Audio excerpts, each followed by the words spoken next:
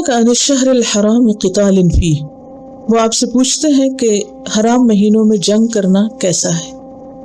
इस आयत का एक सबब नुज़ूल है और वो ये कि नबी सल्लल्लाहु अलैहि वसल्लम ने 2 हिजरी में जमादुल उखरा के अंदर सहाबा कराम का एक छोटा सा ग्रोह भेजा था कुरैश की नक्लो हरकत को देखने के लिए। इसको सरिया बोलते हैं। इन ये खास मिशन पे था वो ग्रुप और उसके अमीर थे अब्दुल्ला बिन जहश। आपने उनको एक ख़त दिया और कहा चलते जाना, जब 2 दिन का सफ़र मुकम्मल हो जाए तो ये ख़त पढ़ना। 2 दिन के बाद जब उन्होंने उस ख़त को पढ़ा तो आपने हुक्म दिया था कि तुम मक्का और ताइफ के बीच में एक जगह नखला, उसकी तरफ रुख करो और देखो कि कुरैश की नकलो हरकत क्या है, क्योंकि ख़तरा था कि कहीं हमलावर ना हो जाए या पीछे ना आए। बहरहाल जब वो वहाँ पर पहुँचे तो वहाँ कुरैश का एक काफ़िला उनको मिला, ये 4 अफराद पर मुश्तमिल था। नबी सल्लल्लाहु अलैहि वसल्लम ने उनको जंग के लिए नहीं भेजा था, लेकिन वो हालात ऐसे पैदा हो गए कि उन्हें उसके ऊपर हमला करना पड़ा। अब उसमें से एक शख्स था इब्नुल हदरमी, उसको उन्होंने मार दिया, 2 को कैद कर लिया, 4था भाग निकला। जिस दिन ये हादसा हुआ उस दिन 30 जमादुल उखरा था, लेकिन हकीकत में वो पहली रजब हो चुकी थी, चूँकि आखिरी रात का चांद जो होता है वो शक की हालत में होता है। बहरहाल जब ये बात हुई तो उस पर मुशरिकीन ने एक तूफ़ान बर्पा कर दिया और ये कहा कि ये अपने आप को पैगंबर के मानने वाले कहते हैं और इनका हाल ये है कि हराम महीनों की हुर्मत को उन्होंने पामाल की, क्योंकि अरबों के यहाँ इन सेक्रेड मंथ्स की हुर्मत सदियों से थी और इसके बारे में बहुत सेंसिटिव भी थे। अब ये हुआ कि जब ये ग्रुप वापस आया तो उनके अंदर एक बहुत गिल्ट थी कि हमसे गलती हो गई, अब हम क्या करें, कहीं हमारी सारी मेहनत अकारत तो नहीं गई, ज़ाया तो नहीं गई। तो उस पर उन्होंने आके सवाल किया। अल्लाह ताला फरमाते हैं यसअलूनका अनिश-शहरिल हराम क़ितालिन फ़ीह, ये आपसे पूछते हैं कि हराम महीने में जंग करना कैसा है। इससे ये भी पता चलता है कि रसूलुल्लाह सल्लल्लाहु अलैहि वसल्लम सहाबा कराम के लिए मरजा इल्म थे। जब वो कन्फ्यूजन का शिकार होते या वो कोई नेकी का काम करना चाहते तो आप ही की तरफ लौटते, आपसे मशवरा करते, आपसे पूछते, अपने गम और दुख आपसे आके शेयर करते। कुल कह दीजिए, जवाब अल्लाह की तरफ से आ रहा है, क़ितालुन फ़ीही कबीर, कि इसमें जंग करना बहुत बड़ा गुनाह है। यानी इस्लाम उन महीनों की हुर्मत को बाकी रखता है, उन्हें हलाल नहीं करता। वो कौन से महीने? ज़ुल्क़ादा, ज़ुल्हज्जा, मुहर्रम और रजब, कि इन महीनों की हुर्मत बाकी है और इसमें जंग कबीरा गुनाह है, बड़ा गुनाह है। वसद्दुन अन सबीलिल्लाहि, और अल्लाह के रास्ते से रोकना, व कुफ्रुन बिही, और अल्लाह का इनकार करना, वल मस्जिदिल हराम, और मस्जिद हराम से लोगों को रोकना, व इखराजु अहलिही मिन्हु, और उसके रहने वालों को, यानी सहाबा कराम और नबी सल्लल्लाहु अलैहि वसल्लम को वहां से निकालना, अकबरु, ज्यादा बड़ा गुनाह है।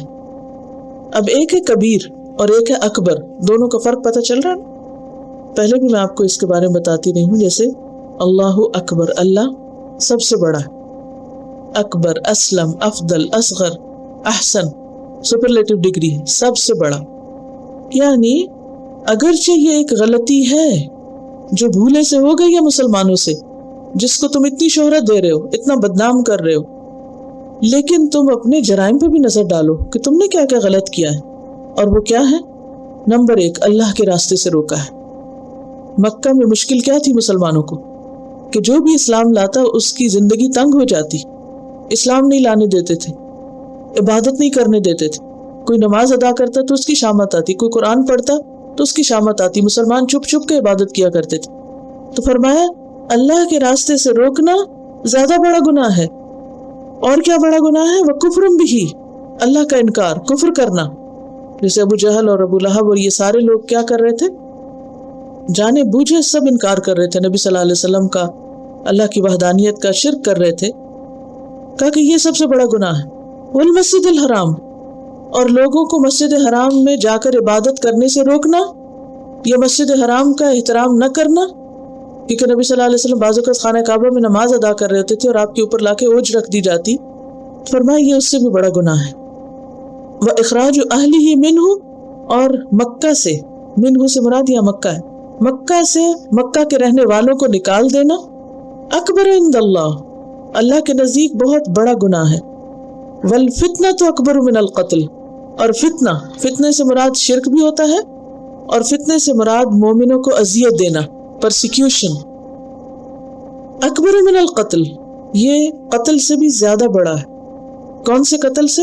وہ جو اس گروپ سے حرام مہینے میں شک کی وجہ سے ہو گیا تھا.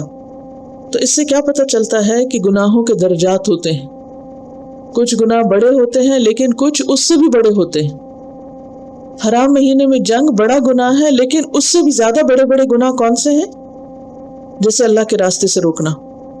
اب آپ دیکھیے کہ اہل مکہ کا بھی اللہ کے راستے سے روکنا معلوم ہے، معروف ہے سب کو، لیکن ہم ذرا اپنے حالات پر بھی نظر ڈالیں کہ بعض اوقات ہم خود لوگوں کو دین سے روکنے والے بن جاتے. سبیل اللہ سے مراد کیا ہے؟ اللہ کا دین، اللہ کا طریقہ.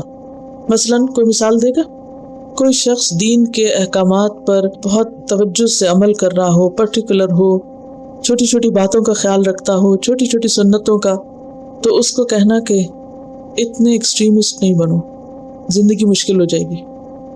یہ کیا ہے؟ کس چیز سے روکا جا رہا ہے؟ اللہ کے راستے سے. اگر ایک شخص سنت پر عمل کر رہا ہے، چاہے وہ چھوٹی چھوٹی سنتیں ہیں، اسے دائیں ہاتھ سے لینا دینا، دائیں جوتا پہلے پہننا، اتارتے ہوئے بایاں پہلے اتارنا، چھینک آنے پہ ایکسکیوز می اور سوری کرنے کی بجائے الحمدللہ کہنا، یہ کیا ہے؟ اللہ کے راستے پہ چلنا ہے. تو چھوٹی نیکی ہو یا بڑی نیکی، تو کسی کو دین پر عمل کرتے ہوئے دیکھ کر اس کو کرنے نہ دینا اور یہ کہنا کہ تم نے تو زندگی حرام کر رکھی ہے، ہماری بھی اور دوسروں کی بھی. تو یہ کیا ہے؟ دراصل اللہ کے راستے سے روکنا.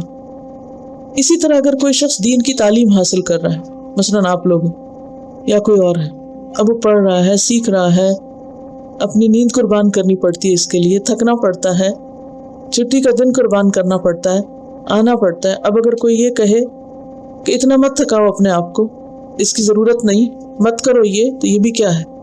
اللہ کے راستے سے روکنا. ایک شخص اپنی ضرورت اور طلب کے مطابق سیکھ رہا ہے، اس کو سیکھنے دو، یا کوئی سکھا رہا ہے اس کو سکھانے دو.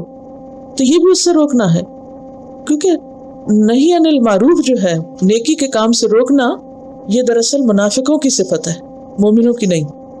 اب اس میں ایک اور روکنا بھی ہوتا ہے. مثلاً اگر کوئی شخص بیمار ہے اور وہ روزہ رکھ رہا ہے اور آپ کو پتا ہے کہ روزہ رکھے گا تو کیا ہوگا؟ اس کی ہلاکت ہوگی. تو یہ روکنا کیا اسی میں آئے گا؟ یہ نہیں آئے گا. تو کچھ ایسے بھی نیکی کے کام ہوتے ہیں کہ جن کو کرنے سے بڑا نیکی کا کام متاثر ہوتا ہے، تو اس سے روکنے میں حرج نہیں ہے. پھر اسی طرح اللہ کا انکار تو بالکل کلیئر چیز ہے. مسجد حرام میں داخل ہونے سے روکنا، صرف مسجد حرام نہیں، کسی بھی مسجد میں جانے سے روکنا. بعض اوقات مائیں اپنے بچوں کو روکتی ہیں. کیوں روکتی؟ آپ نے سنا نہیں کبھی کسی نے روکا بچوں کو مسجد جانے سے؟ آپ چاہتے ہیں کہ جائیں، لیکن بعض بچے چاہتے ہیں اور ماں باپ نماز جماعت سے پڑھنے سے روکتے ہیں. اتنی ارلی تم اٹھ جاتے ہو. اب اگر کوئی بچہ ہے، اس کی ہمت آپ جیسی نہیں، اس کی ہمت آپ سے زیادہ ہو سکتی ہے، وہ کم سو کے بھی گزارا کر سکتا ہے، کیونکہ ہر شخص مختلف ہوتا ہے. اب اگر وہ دین پر عمل کرنا چاہتا ہے تو اس کو مت روکو. وَإِخْرَاجُ أَهْلِهِ مِنْهُ أَكْبَرُ عِنْدَ اللَّهِ وَالْفِتْنَةُ أَكْبَرُ مِنَ الْقَتْلِ. اور فتنہ جو ہے یہ قتل کرنے سے بھی زیادہ بری چیز ہے. اور فتنہ، فساد، پرسیکیوشن، لوگوں کی زندگی حرام کرنا، اور پھر یہ دین کے راستے میں فتنہ تو ہے ہی، عام روزمرہ زندگی میں بھی جو فتنے ہوتے ہیں ان کے قریب نہیں جانا چاہیے، فتنوں سے دور رہنا چاہیے. کیوں؟ کیونکہ انسان پھر ان میں پڑ جاتا ہے. جہاں انسان کے ایمان جانے کا اندیشہ ہو اس جگہ سے بچنا چاہیے. اگر آپ کو معلوم ہے کہ کوئی خاص کتاب پڑھنے سے یا کوئی خاص لیکچر سننے سے یا کسی خاص مجلس میں جانے سے آپ کا ایمان متاثر ہوگا، آپ کے ایمان کا لیول لو ہو جائے گا، تو پھر کیا کرنا چاہیے کہ نہیں میں ذرا دیکھوں تو صحیح کیا ہوتا ہے. دیکھنا تو ہر چیز کو چاہیے. بعض لوگ بہت گھٹیا قسم کی فلمیں بھی دیکھتے رہتے ہیں، کیا سوچ کے ذرا میں دیکھوں تو یہ کیا کرتے ہیں، اور پھر دیکھ کے نتیجہ کیا ہوتا ہے؟ جو سین آپ دیکھتے ہیں وہ آپ کے دماغ پہ جم جاتے ہیں، اور اسی طرح غفلت ہوتی ہے، اور آہستہ آہستہ خیر سے، بھلائی سے، دین سے، نیکی سے انسان دور ہو جاتا ہے. تو فتنہ تو اتنی بڑی برائی ہے کہ جو کسی کو کل کرنے سے بھی زیادہ برا ہے. اب مثلاً اپنے بچوں کے لیے ہم سوچیں کہ اگر ہم ان کو صحیح ماحول نہیں دیتے اور وہ سارا دن فتنے میں رہتے ہیں، فتنہ کیا ان کے لیے بہت ساری چیزیں فتنہ ہیں یہاں، یعنی ان کا ذہنی بگاڑ جو ہے وہ ان کو جسمانی مار دینے سے بھی بدترین چیز ہے. کیونکہ جب کوئی کسی کو کل کر دیتا ہے تو وہ تو صرف اس کی جان جاتی ہے، لیکن اگر کسی کا اخلاق جاتا ہے یا اس کی سوچ بگڑتی یا اس کے اندر خدا رسول کی نفرت آتی یا دین سے نفرت آتی ہے تو یہ اس کلنگ سے بھی بدترین چیز ہے۔ الفتنۃ اکبر من القتل ولا یزالون، اور وہ ہمیشہ رہیں گے، یقاتلونکم، تم سے جنگ کرتے، یعنی ہمیشہ ہمیشہ وہ تم سے جنگ کریں گے، کوئی فرق نہیں پڑتا کون سا دور ہے، کون سا زمانہ ہے، حتی یردوکم عن دینکم، یہاں تک کہ وہ تم کو تمہارے دین سے پھیر دیں۔ یعنی مسلمانوں کو خبردار کیا جا رہا ہے کہ اہل مکہ جو تمہارے دشمن ہیں یہ دشمنی سے باز نہیں آئیں گے، یہ تمہارا پیچھا کرتے رہیں گے اس وقت تک جب تک کہ تمہیں تمہارے دین سے ہٹا نہ لیں، کیونکہ انہیں دشمنی تم سے تمہارے دین کی وجہ سے، کسی اور وجہ سے نہیں۔ ان استطاعوا، اگر وہ استطاعت رکھتے ہوں، تو اس سے کیا پتہ چلتا ہے کہ وہ ایسا نہیں کر سکے کیونکہ اللہ نے ان کو توفیق نہیں دی ایسا کرنے کی، ورنہ وہ تو اپنی طرف سے کچھ کم نہیں کر رہے تھے۔ جنگ احزاب میں دیکھیں ہر طرف سے گروہ آ کے مدینہ کو گھیر لیے تھے، ختم کرنے پہ تل گئے تھے، اور پھر مسلمانوں کو خبردار کیا جا رہا ہے وَمَن يَرْتَدِدْ مِنْكُمْ، اور تم میں سے جو مرتد ہوگا، جو ریورٹ ہو جائے گا، دین چھوڑ جائے گا، عن دینہ، اپنے دین سے، یعنی دین اسلام کو چھوڑ دے گا، فیمت، پھر مر جائے، اسی حالت میں، کس حالت میں؟ کفر کی حالت میں، وہو کافر، اس حال میں کہ وہ کافر ہے، فاولئک، تو ایسے لوگ، حبطت اعمالہم، ان کے اعمال ضائع ہو گئے۔ کون سے اعمال؟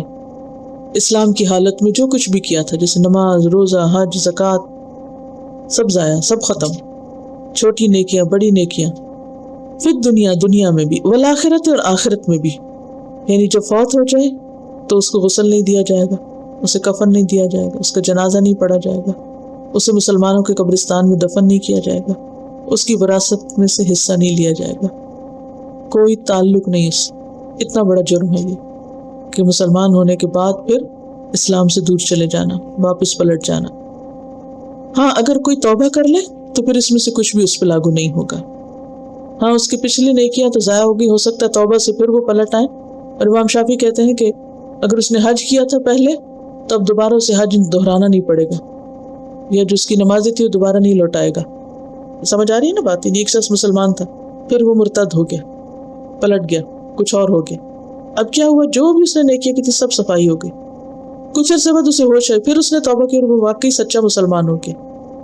تو اب کیا ہے؟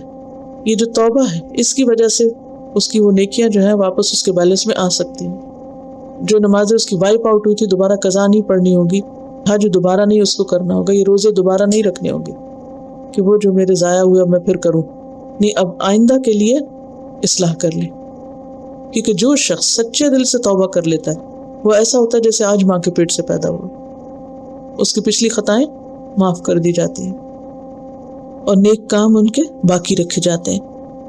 وَأُولَئِكَ أَصْحَابُ النَّارِ، اور وہ لوگ آگ کے ساتھی ہیں، ہم فیہا خالدون، جس میں وہ ہمیشہ ہمیشہ رہیں گے۔ کس میں ہمیشہ رہیں گے؟ آگ میں۔